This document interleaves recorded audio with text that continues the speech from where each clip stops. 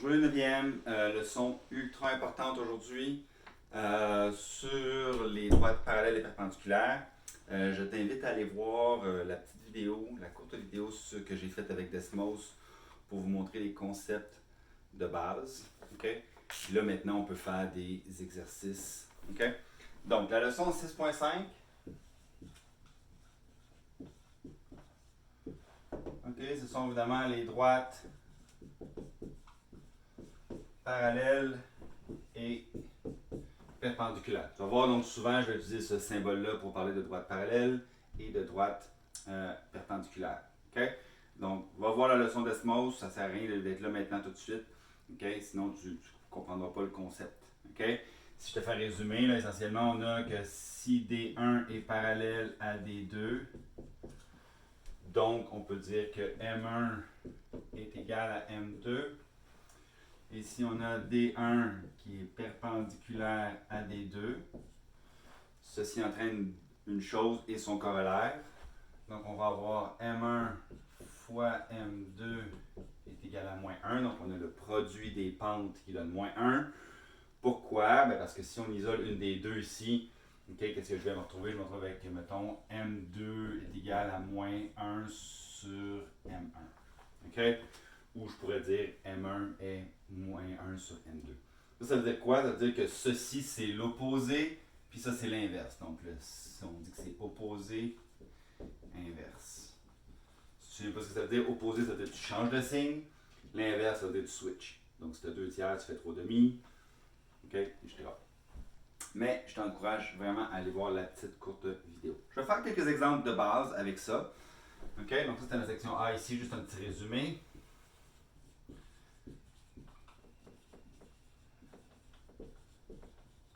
Donc, ces exemples-là, c'est vraiment du niveau pas plus que 3-4. Là. Okay?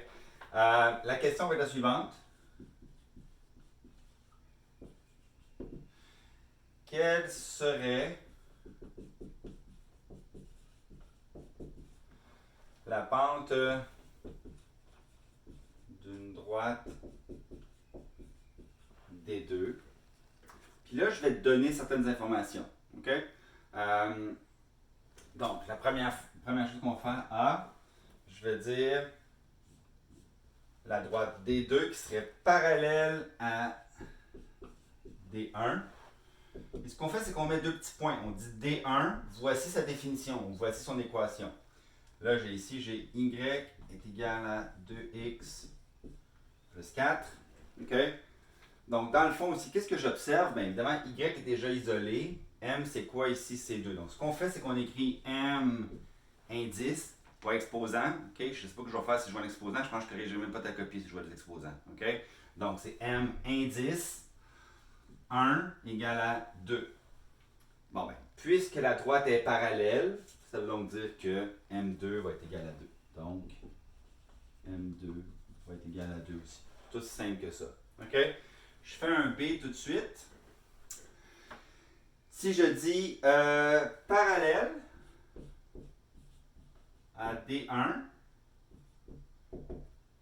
excusez, D1, 2 points, c'est point égal ici. 2x moins 3y moins 5 égale à 0. Alors, je fais ça, j'en profite pour faire des révisions là-dessus. Ça, c'est la formule générale, d'accord? Tu ne peux pas connaître la pente directement. La seule façon que tu peux connaître la pente que je t'ai montré, c'est isole y, d'accord? Donc, on va isoler y. Isole y, ok? Alors, ça, je vais reprendre aussi une des erreurs que les élèves font souvent. Donc, j'ai moins 3y. J'envoie l'autre de l'autre côté, je vais avoir moins 2x. Le moins 5 de l'autre côté va faire plus 5. Et ici, je dois donc diviser par moins 3. D'accord? Donc, le moins 3 ici, il est resté à gauche. Signe d'égalité, lui, il n'a pas changé de signe. Mais moi, ce que je veux, c'est pas moins y, c'est bien plus 1y. Donc, je divise par moins 3, par moins 3, par moins 3. Donc, tout ça s'annule. Il me reste 1y est égal à 1 moins divisé par négatif. Je vais avoir 2 tiers x plus moins. Ici, ça va faire moins 5 tiers. Donc, ça veut dire quoi ici? C'est quoi la pente? Ben, la pente, c'est 2 tiers. Donc, M1 égale à 2 tiers. Puis évidemment, comme D1 est parallèle à D2, c'est ce qu'on me dit ici, donc M2, celle que je cherche, va être égale aussi à 2 tiers. C'est bon? Maintenant, on va aborder le cas des droites perpendiculaires.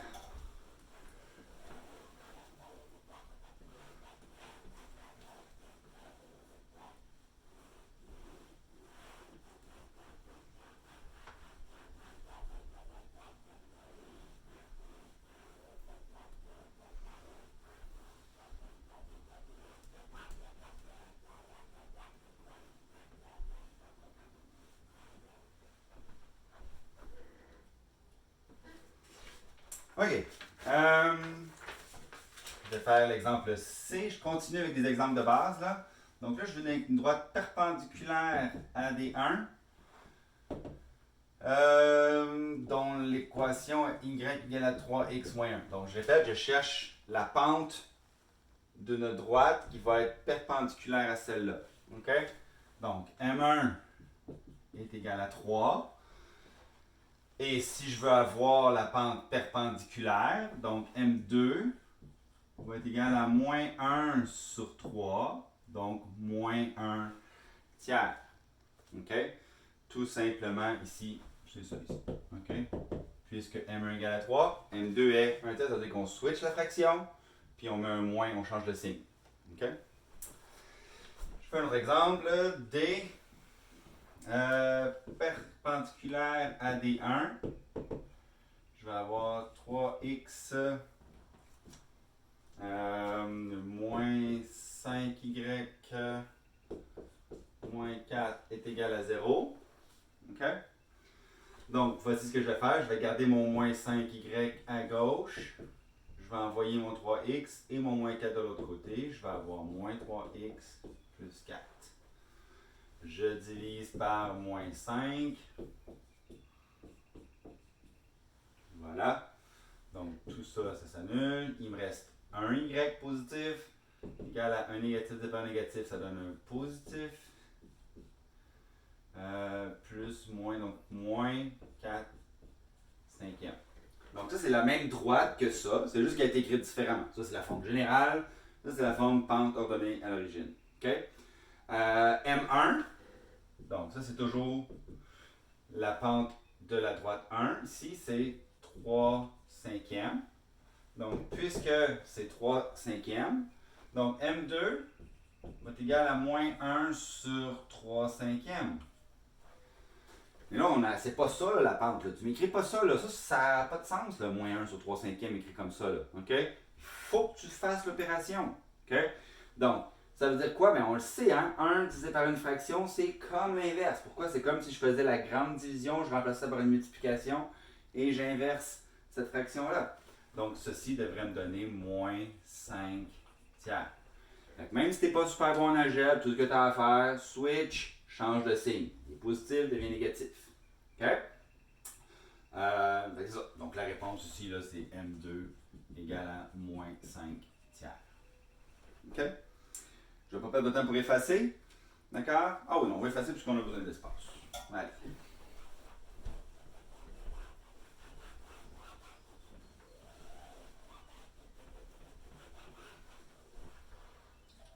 Donc, c'est avec deux informations.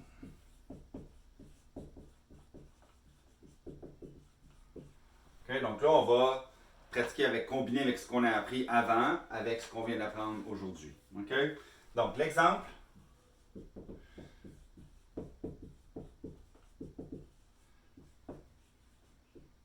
Donc là, j'écris juste EQ comme ça. Là, détermine l'équation de la droite parallèle à la droite D1. Je t'écris sa définition. X moins Y moins 12 égale à 0. Mais évidemment, comme tu as vu dans la petite capsule d'Esmos, il y a plus qu'une droite qui est parallèle. En fait, il y en a une infinité, là. D'accord? Si je rajoute une deuxième information, regardez ce qui se passe. et qui passe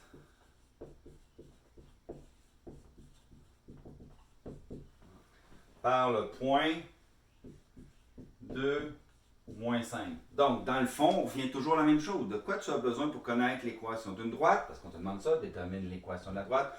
Tu as besoin de la pente et d'un point. OK? Ça revient toujours à ça. Si j'avais à résumer toute l'unité, là, ça serait pente, point, tu peux trouver l'équation. OK? Donc, détermine l'équation de la droite qui est parallèle à celle-là. Donc, ça va nous donner la pente. Et on connaît un point, donc on peut trouver l'équation. OK? Donc, on y va par étapes. 1. Je dois trouver la pente de ça. Bien, la meilleure manière, c'est d'isoler y. OK? Donc, je vais avoir moins y. J'envoie le x de l'autre côté, je vais avoir égal à moins x. Le moins 12 de l'autre côté devient plus 12. Je répète, là, moins y, ça ne me dit rien. Là. Okay? C'est pas ça que je veux. Moi, je veux plus y. Donc, je dois tout multiplier par moins 1. Pas juste lui aussi. Okay? Et je vais obtenir y égale à x moins 12. Bon. Quelle est la pente ici? La pente n'est pas 0. Là. Faites attention, là. C'est le coefficient de x. Le coefficient, c'est bien 1. OK? Donc, M1 égale à 1. OK? Donc, moi, je sais que, je vais mettre, au lieu de donc, je vais mettre puisque, celle que je cherche, M2, va aussi, comme elle est parallèle, elle va aussi être égale à 1. Je vais avoir la même pente, la même inclinaison. OK? Maintenant, ce qui me manque, c'est de trouver B. Donc, ma deuxième étape, je sais qu'est-ce qu'il faut faire. Tu écris y égale à mx plus b. Bon, m c'est 1. Et tu prends un point. Ça, c'est moins y. J'écris moins 5. Puis le 2 va venir ici. 2 plus b. J'envoie le 2 de l'autre côté. Ça va faire moins 5 moins 2. B égale à moins 7. Et donc, je peux finalement écrire l'équation. Qu'est-ce que ça devient l'équation? Ça devient y est égal à x moins 7. Puis, si tu ne me crois pas, là, OK? Tu t'écris ça dans Desmos, x moins y moins 12 égale à 0, OK? Puis tu écris ça ici. Tu vas voir que les deux droites sont parallèles, ouais? Mais que celle-ci passe par ce point-là.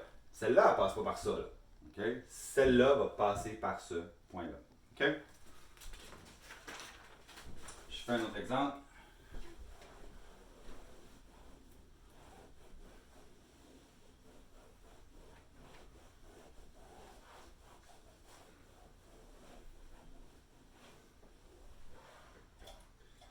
OK.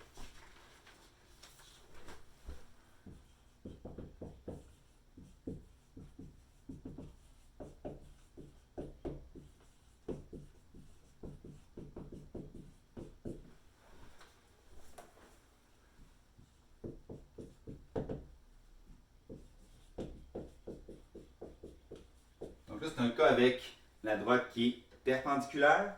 Donc, détermine l'équation de la droite perpendiculaire à celle-là. Elle est écrite sous la forme pente ordonnée à l'origine ici, donc on aura une étape de moins à faire. Et qui passe par moins 3, moins 5.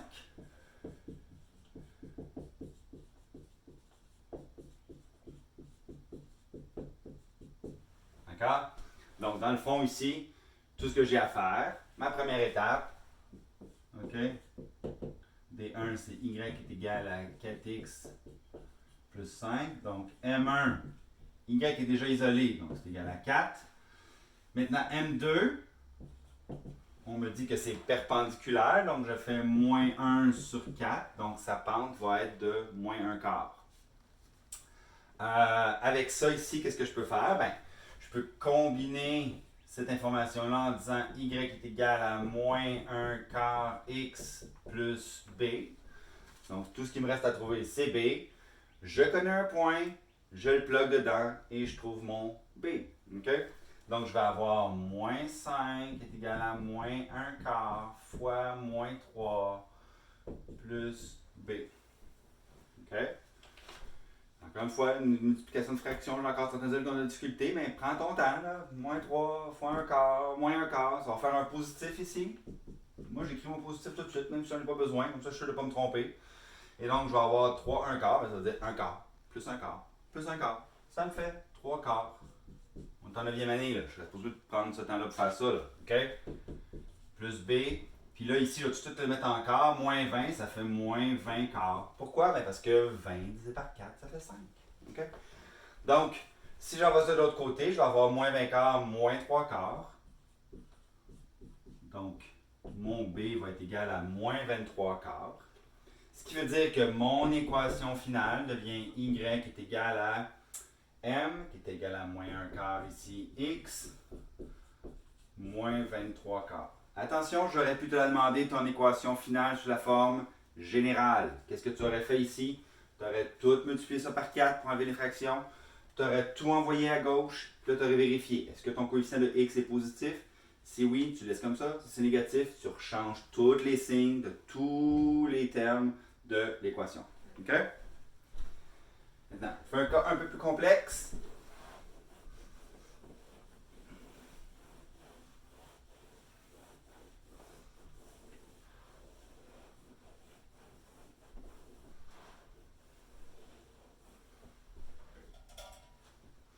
OK. D. Je vais en faire juste un. Les autres vont être dans le devoir. Mais généralement, si tu as tout fait tes devoirs, toutes tes choses, ça ne devrait pas être si complexe que ça pour toi. OK? Regarde bien, j'y vais, là, je l'écris, c'est un petit peu long, là. Donc, détermine l'équation de la droite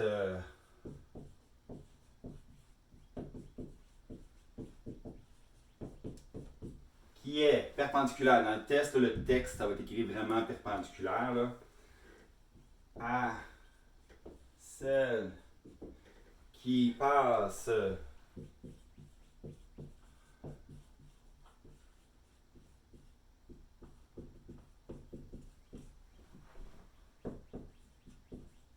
par les points moins 5, 3 et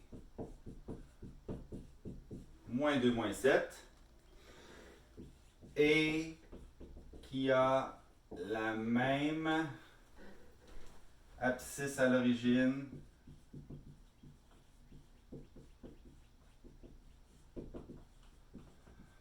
que la droite 3x moins 5y plus 1 est égal à 0. OK. Donc là, c'est intéressant de comprendre qu'il y a 3 droites dans ce problème-là. OK? Il y en a une que je cherche. OK? Il y en a une que moi que je vais appeler D3, la dernière. Comme c'est celle que je cherche, je vais l'appeler la troisième. La première qu'on me dit, c'est qu'elle passe par ces deux points-là. Donc ça serait D1 pour moi. Puis l'autre, j'ai une autre information qui est cette droite-là ici. Donc qui va être mon D2 pour moi. D'accord? Donc ça serait D1, D2. Puis celle que je cherche, c'est D3. OK? Comment on fait ça? Bien, il faut prendre notre temps. OK? On y va avec les petites étapes. Je regarde. Qu'est-ce qu'on me dit? On me dit, je cherche la droite que je cherche, là, elle est perpendiculaire à celle-là. OK? Bien, perpendiculaire, ça veut dire que sa pente va être moins 1 sur. OK? Donc, opposé inverse. Donc, la première chose que je devrais faire, ça devrait être de calculer la droite qui est ici. Donc, je vais dire M1. Donc, ça veut dire M, la pente de la droite 1, qui est celle-là ici. Donc, je prends mon temps. Moins 7, moins 3, sur moins 2, moins 5. Plus 5, excusez. Donc, moins 7, moins 3, sur moins 2, moins 5. OK? Donc, moins 2 plus 5. Ceci va me faire moins 10 sur 3. OK? Moi, la droite que je cherche, c'est D3. Donc, je sais qu'elle est perpendiculaire. Je vais dire M3 ici. C'est pas un exposant, c'est un indice. OK? Égal à. Donc, je switch. Et ça ici, c'est moins 10 tiers. Donc, ça va devenir plus 3 dixièmes. OK? Donc, switch, change de signe. J'ai ça ici. OK, ça c'est ma première information, c'est bon. Cependant, il me manque une autre information. J'ai besoin d'un point. J'ai la pente, j'ai un point. Est-ce que je peux connaître un point? Je regarde là qu'on me dit qu'il y a la même abscisse à l'origine que la droite 3x moins 5y plus 1 égale à 0. Bon, maintenant, deuxième étape, ça va être d'aller chercher la AO. OK? Donc, la deuxième étape, ça va être trouve la AO de D2. OK? Bon, mais comment on fait pour trouver l'abscisse à l'origine? Ben, c'est la valeur de de x quand y vaut 0. OK? Donc, c'est x égale quoi si y est égal à 0? OK? Donc, je m'en viens ici. OK? Je vais dire 3x plus 1 est égal à 0. Parce que c'est comme si le moins 5y disparaissait, tout simplement. Et donc, j'ai 3x est égal à moins 1. Je divise par 3 de chaque côté et j'ai donc x égale à moins 1 tiers. Ça, c'est mon AAO. Sauf que ça correspond à un point. AAO, c'est un nombre, mais ça peut aussi se convertir en une coordonnée, OK, qui correspond à moins 1 tiers, 0. D'accord? Et ça ici, c'est le point que je vais utiliser pour trouver mon équation. D'accord? Donc, je connais la pente, je connais un point, je peux trouver l'équation. OK? Donc, ma dernière étape, 3. J'écris y est égal à 3 dixièmes x plus b. Je remplace, je vais avoir 0 ici, puis moins 1 tiers ici. Donc, je vais avoir 0 est égal à 3 dixièmes fois moins 1 tiers. Donc, j'ai un positif fois un négatif. Hop, je ne veux pas que j'oublie mon plus b ici. J'ai un positif fois un négatif. OK, donc excusez-moi, je vais aller comme ça ici. Donc, je vais avoir 0 est égal à un négatif ici. Et je vais pouvoir faire mes schlick-schlack. Donc, je vais avoir 0 égal à moins 1 dixième plus b. Et donc, j'envoie le b de l'autre côté. Je vais me retrouver avec b est égal à 1 dixième. Ce qui veut dire que je peux trouver maintenant la droite. Ça va être y est égal à 3 dixièmes x plus 1 dixième. C'est bon jusque-là? Je t'invite à l'essayer. Place ces deux points-là. D'accord? Donc, puis je t'invite aussi à essayer de trouver l'équation. On n'a pas trouvé l'équation de cette droite-là. On n'en avait pas besoin. Trouve l'équation de cette droite-là, trace dans Desmos. Trouve l'équation de cette droite-là dans Desmos. Et trace cette équation-là aussi. Tu devrais tout être capable de comprendre cette situation-là. Allez, c'est à vous de jouer. Bye!